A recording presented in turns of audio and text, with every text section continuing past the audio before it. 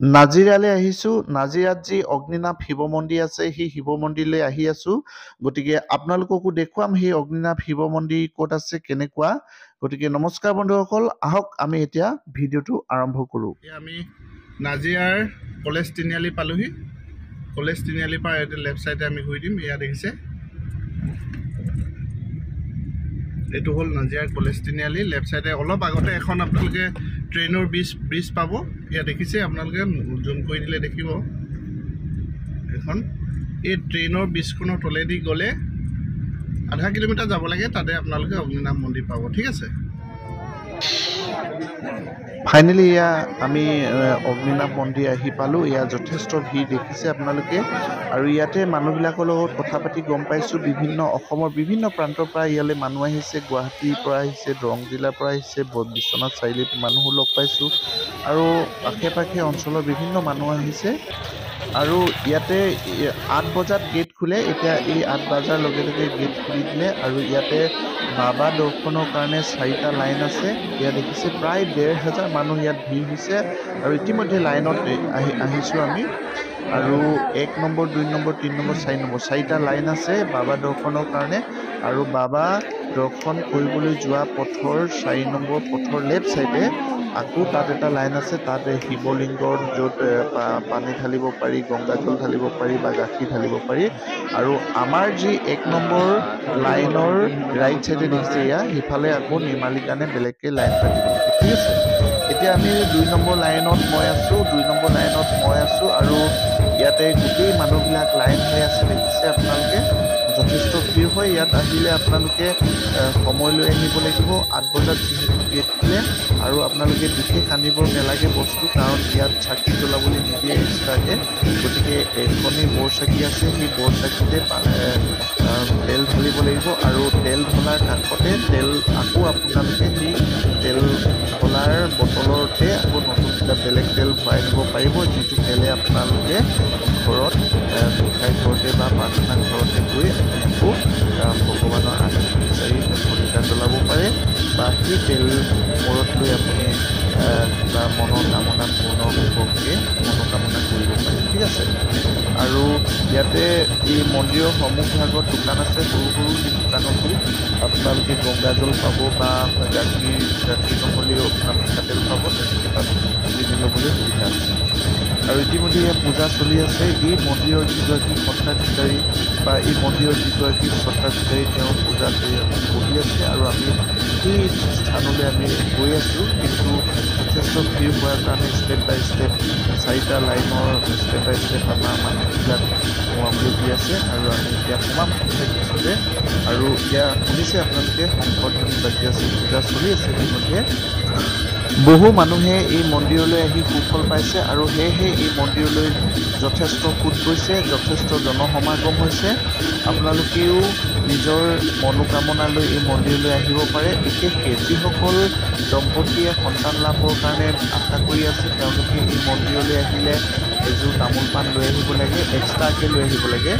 যিসকলে সন্তানৰ মনোকামনা পূৰ্ণ কৰিবলৈ আহে, বা সন্তান লাভৰ কাৰণে যিসকল দম্পতী ইয়ালৈ আহে, তেল চাকিৰ উপৰিও তেওঁলোকে এযোৰ তামোল পাণ লৈ আহিব লাগে, যিযোৰ তামোল পাণ তেওঁলোকে এই মন্দিৰত দিব লাগে। আৰু মন্দিৰৰ সেই তামোল পাণৰ বিনিময়ত তেওঁলোকক এটা নিৰ্মালী দিয়া হয়, যিটো নিৰ্মালী বান্ধি থোৱা হয়, বেলেগকৈ দিয়া হয় সেইটো নিৰ্মালী।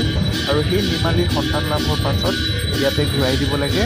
আৰু তেনেকুৱা দম্পতী ইতিমধ্যে বহু আহিছে। আৰু এই কথাখিনি মই কোৱাৰ কথা নহয়, ইয়াৰ মন্দিৰৰ যিগৰাকী স্বত্বাধিকাৰী, তেওঁ এই কথাখিনি ঘোষণা কৰি আছে, আৰু বহুতো দম্পতীয়ে হয়তো সেই সুফল পাইছে, আৰু তেনেকুৱা আমি নিজৰ চকুৰে দেখিছোঁ। গতিকে আপোনালোকেও যদি তেনেকুৱা সন্তান দম্পতী আছে, তেওঁলোকে তেওঁলোকৰ মনোকামনা লৈ মন্দিৰলৈ আহিব পাৰে। পূজা চলি আছে। এয়া মন্দিৰৰ ভিতৰভাগ দেখুৱাইছোঁ। যাম, আমি ওচৰলৈ গৈ আছোঁ।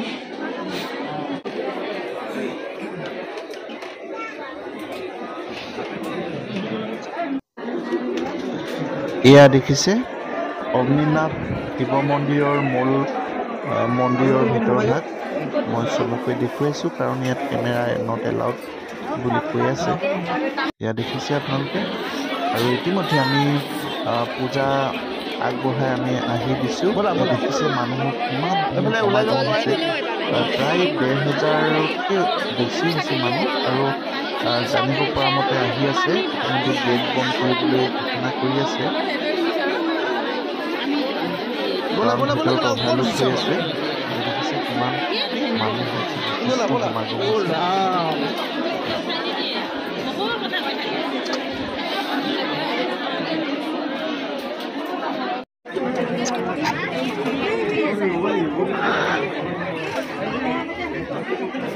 এইখনে বৰ চাকি, বেলেগকৈ চাকি জ্বলাবলৈ দিয়া নহয়। ইয়াতে এই বৰ চাকিতে তেলবিলাক ঢালি দিবলৈ কোৱা হয়।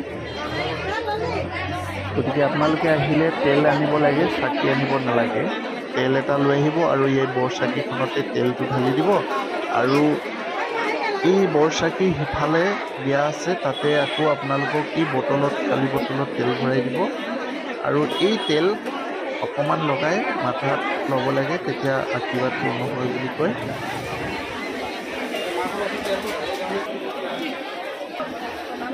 ধূপ ধূনাও দৰকাৰ নাই ইয়াত, মাত্ৰ তেল লৈ আহিলে হ'ল। তেল আৰু টোপোলা এই বৰ চাকিৰ সন্মুখতে ইয়াত দেখিছে, এইখিনিতে টোপোলা আগবঢ়াই ভগৱানক প্ৰাৰ্থনা কৰিব লাগে, দান দক্ষিণা দিব লাগে। মূল মন্দিৰতো প্ৰাৰ্থনা কৰিব পাৰি বা মূল মন্দিৰতো দান দক্ষিণা দিব পাৰি।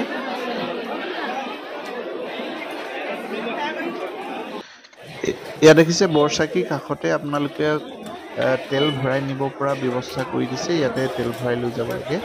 আৰু সেই তেল ঘৰৰ গোসাঁই ঘৰত বা উপাসনা কৰা ঘৰত আপোনালোকে চাকি দিব পাৰে, যি চাকি দিলে আপোনালোকৰ সকলো মনোবাঞ্ছা পূৰ্ণ হয় বুলি কোৱা হৈছে। গতিকে এয়া দেখিছে এইফালে বৰচাকিৰ সন্মুখ ভাগত আকৌ আপোনালোকে শৰাই আগবঢ়াব পাৰে বা ইচ্ছা কৰিলে আপোনালোকে পোনপটীয়াকৈ দান বৰঙণি দিব পাৰে। ইয়াৰ গোটেই ব্যৱস্থা কৰা হৈছে ইয়াতে। আৰু নিৰ্মালী ল'ব পাৰে আপোনালোকে, নিৰ্মালীৰ কাৰণেও এটা লাইন পাতিব লাগিব। ইয়াৰ ওপৰত লিখা আছে, যদি আপোনালোকে সন্তানৰ কাৰণে আহিছে তেন্তে বেলেগকৈ এযোৰ টোপোলা লৈ আহিব লাগিব, যি টোপোলা আপুনি নিৰ্মালী লোৱা সময়তহে দিব লাগিব। দাদা এই শৰাইৰ কাৰণে কি কৰিব লাগিব? নহয়, তাত অকল পইচা দিব লাগিব নে? অঁ, আজিকালি শৰাই নিব নালাগে। শৰাইৰ কাৰণে আপোনালোকে পইচা 500 টকা জমা দিব লাগে, এখন ৰচিদ ল'ব লাগে। তাৰপিছত আপোনালোকৰ শৰাই ব্যৱস্থা তাত কৰি দিয়া হয়। ইয়াৰ মানুহ দেখিছে, বাহিৰতো যথেষ্ট সমাগম হৈছে, আহি আছে বুলি কৈছে। ইতিমধ্যে গেট বন্ধ কৰি দিছে। বিশেষকৈ আজি সোমবাৰ, আৰু সেই সোমবাৰ হোৱাৰ কাৰণে মানুহৰ সমাগম যথেষ্ট ঘটিছে বুলি ধাৰণা কৰা হৈছে। বছৰ বছৰ সন্তান নোহোৱা দম্পতীয়ে আজি সন্তানৰ মুখ দেখিছে। গতিকে ইমান সহজে খালী হাতে সেই নিৰ্মালী ভাগ ল'বও নাপায় আৰু দিবও নাপায়। সেইবাবেই তামোল পাণযোৰ আপোনালোকে লগত আনিব নাপাহৰিব। যদি আপুনি ঘৰৰ পৰা এযোৰ তামোল পাণ আনিছে, তেতিয়া বৰচাকিৰ স্থানত নিদি ইয়াত দিলেও হ'ব, তেওঁৰ নামতে। কিন্তু তাত যদি ভুলত দি দিছে, তথাপিতো কিন্তু এযোৰ আনিব লাগিব।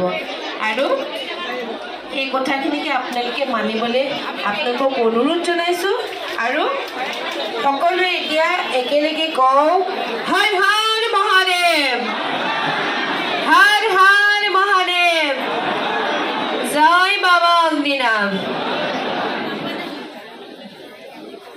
প্ৰতিজন ভক্তই বাবাৰ বৰচাকি তেল অকণমান হ'লেও লৈ যাওক ঘৰলৈ।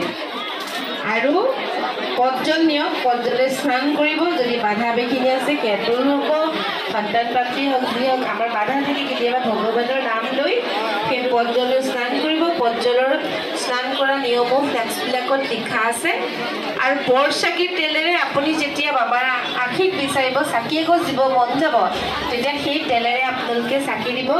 আৰু যেতিয়া বিপদ হ'ব, বাবাৰ আশীৰ্বাদ স্বৰূপে সেই তেল অকণমান আপোনালোকে শিৰত লগাই চাবচোন বাৰু, বাবাই আশীষ কেনেকৈ দিয়ে আপোনালোকক।